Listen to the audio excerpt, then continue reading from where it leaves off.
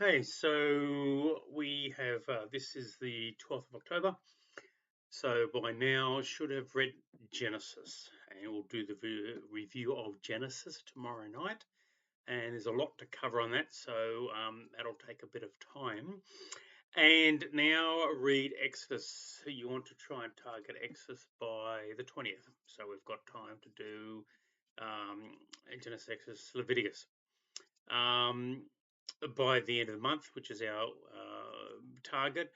Now, in Exodus, a couple of things to think about while you're reading. Chapter 1, well, it's history.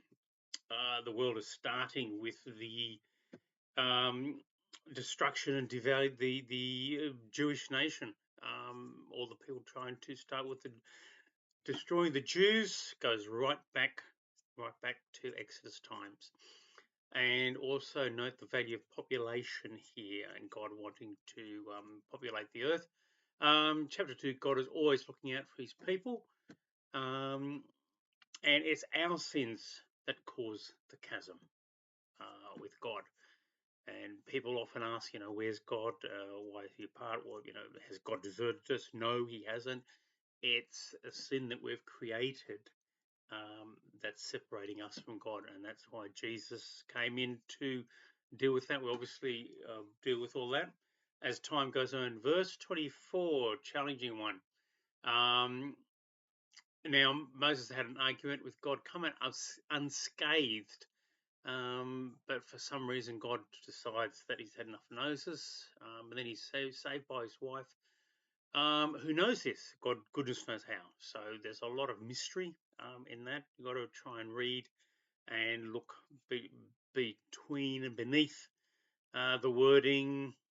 I would recommend some very good guidebooks on Exodus. This seems very basic. Talks about obviously the Jewish people coming out of Egypt, the time in the desert, formulation of lots of rules and regulations with how to worship, and also the Ten Commandments. The plagues also, plagues to show how stubborn Pharaoh and his people were. I also saw an interesting take with the plagues being one aimed for each Egyptian god. That's something possibly worth having a look at. Chapter 11, verse 8, this is an interesting one because it says Moses left Pharaoh in anger, but earlier Pharaoh had already said to Moses, if I see you again, you're a dead man.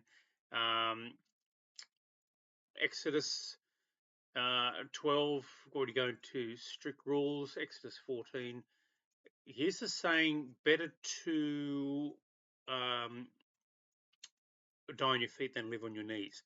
This is the opposite. People in Exodus were saying, well, we're better off living on our knees than to die on our feet out in the desert. So interesting that sort of clash in